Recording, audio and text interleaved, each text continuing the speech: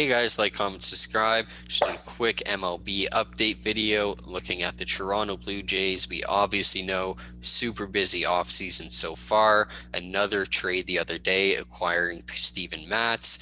Rumors again, they're still looking to do more, apparently linked to guys like Trevor Rosenthal. So, I mean, do you think they're done? Do you think they're going to add more guys? If they are going to add guys, what do you think they should try to focus on? Clearly, the I guess consensus is starting pitching or leaving pitching. Just it depends which one. See, we definitely don't think they need any more depth players. We don't need any more position players. That's all filled out. If anything, we have extra pieces there that we can be able to flip for some pitching, which is what I think we're going to do. I don't think we really add much more salary. And I've been saying this for a couple of days. Maybe they do add a little bit more. Matt's was only about 5.6 million. But to me, if they continue going, and I can see them continue going. They are on a roll right now. That front office, they've had the best offseason that any Blue Jays offseason has ever been. But if they continue going, I think that they're going to have to trade some of their pieces to be able to get one of these people.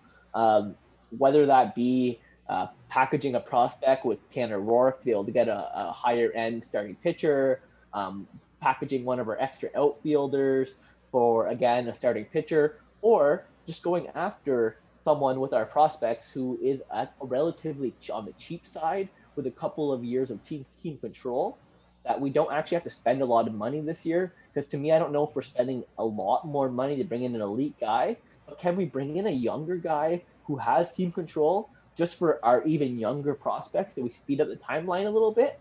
That I can see. Yeah, I mean, I've said it in another video. I would love to see them get a guy. I think just a guy like Kyle Freeland. Like, again, they Yeah. just need like a three. Like, that's all they need. They're not going to have to spend much for him. And I mean, based off what we've seen with the Arenado trade, they could trade peanuts for him. I mean, if they really want to, if the Rockies want to take on some salary, like just in I don't know what the floor is in the MLB, if there's even a floor, pardon me for not knowing, but if they It's need to not. take any, like I know the Jays would probably at this point want to trade Grichuk based on the fact that he's probably the odd man out and he's the most expensive guy.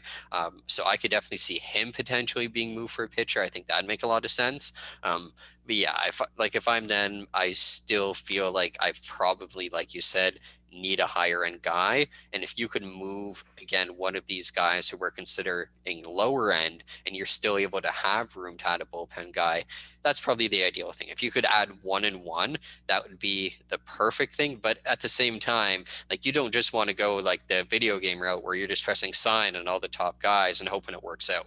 So Yeah. obviously the management has their own perspective on the team that the general fans, media, whatever, like ourselves aren't taking a look at, and they might not do anything else.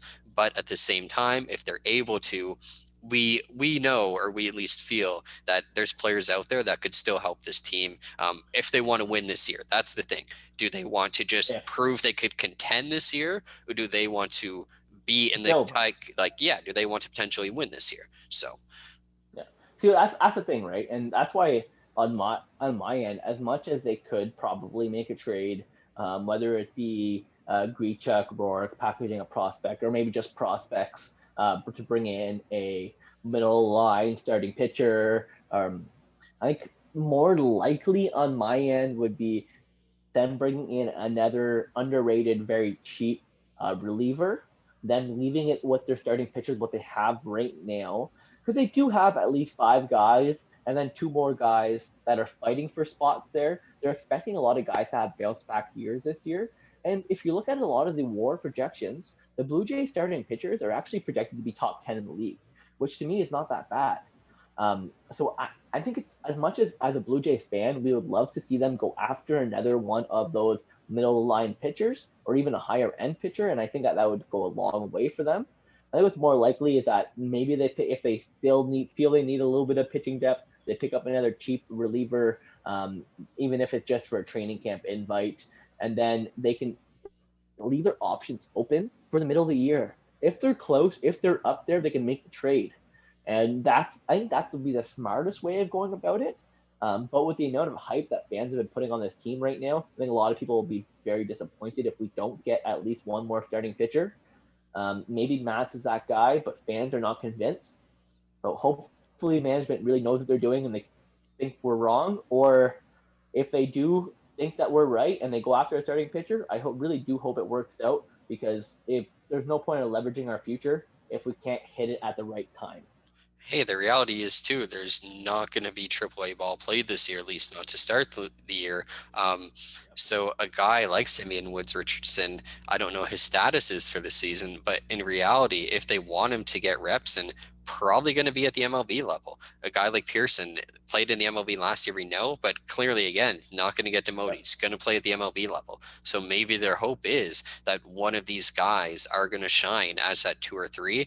Obviously, they know they have their ace already. So maybe that's the hope. But then again, guys between Matz, Ray, Chatwood, whoever they want to run at the starting pitching lineup are going to be those guys who fix the tail end for them. And that's the big hope, right? And a lot of the guys that they have right now as pitchers are not. They have some young guys, of course, but most of their young age is in their position players. A lot of their pitchers are actually they've been around for a long time. Robbie Ray did not have a great year last year. He had a really great year a couple years ago. Steven Matz last year was kind of a let's just not talk about it. But before that, he was a very, very good pitcher as well. Even Tanner Rourke, he had a very good couple of years before last year, before the year before. So there's a lot of guys that could come back this year, and I think that's kind of Shapiro's style, is to try to see what these guys can handle. But yeah, no, it's tough to say what they're gonna do, and if they leave it with this team, I still think hands down best offseason the Toronto Blue Jays have ever had, and I think that no matter what that Shapiro ends up doing, Blue Jays fans should be really happy and excited for this year. Definitely. But let us know what you guys think in the comments. Hit the like button, hit the subscribe button on the channel, and we'll see you soon with some more content.